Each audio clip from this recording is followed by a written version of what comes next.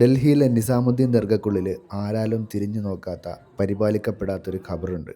അതാരുടെയാണെന്ന് നിങ്ങൾക്കറിയോ? ഒരു പെണ്ണായി പിറന്നു പോയതിൻ്റെ പേരിൽ ചരിത്രം സൗകര്യപൂർവ്വം മറന്നു കളഞ്ഞ ഒരു വനിതയാണ് ഈ ഖബറിനുള്ളിൽ അന്ത്യവിശ്രമം കൊള്ളുന്നത്. നിങ്ങൾ ജഹനാര ബീഗത്തെ കുറിച്ച് കേട്ടിട്ടുണ്ടോ? മുഗൾ രാജാവായിരുന്ന ഷാജഹാൻ ചക്രവർത്തിയുടെയും മുംതാസ് മഹലിൻ്റെയും മൂത്ത പുത്രി ദ പ്രിൻസസ് ജഹനാര ബീഗം. അച്ഛനും അമ്മയും താജ്മഹൽ അന്തിയുറങ്ങുമ്പോൾ മകൾ എങ്ങനെ ഇങ്ങനെ അനാഥയായി പോയി എന്നുള്ള ചരിത്രത്തിലേക്ക് നമുക്കൊന്ന് പോയി നോക്കാം. ഷാജഹാൻ ചക്രവർത്തിയുടെ ഏറ്റവും വിശ്വസ്തയായിട്ടുള്ള പുത്രി മുംതാസ് മഹലിൻ്റെ മരണശേഷം മകൻ ഔറംഗസീബിൻ്റെ തടവറയിൽ ഷാജഹാൻ ചക്രവർത്തിക്ക് തുണയായ മകൾ.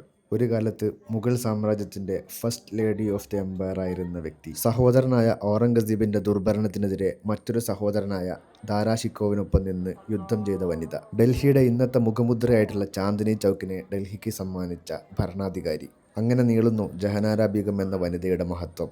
എന്നാൽ ജഹനാര ബീഗം എന്ന സൂഫി വനിതയെ അധികാരിക്കും അറിയാൻ കഴിയില്ല. തൻ്റെ പ്രിയ സഹോദരൻ ദാരാ ഷിക്കോ മറ്റൊരു സഹോദരൻ ഔറംഗസീബിനാൽ കൊല്ലപ്പെടുന്നു.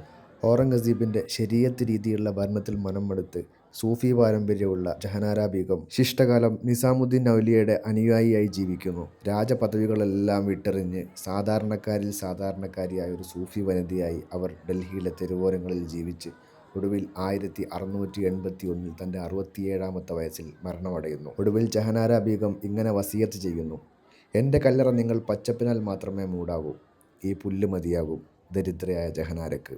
സ്ത്രീകൾക്ക് വലിയ പ്രാധാന്യമൊന്നും കൽപ്പിക്കാത്ത ഇസ്ലാം മതത്തിൻ്റെ വക്താക്കൾ പിൽക്കാലത്ത് ജഹനാര ബീഗം എന്ന ഈ മഹത് വനിതയെയും സൗകര്യപൂർവ്വം മറന്നു കളഞ്ഞു.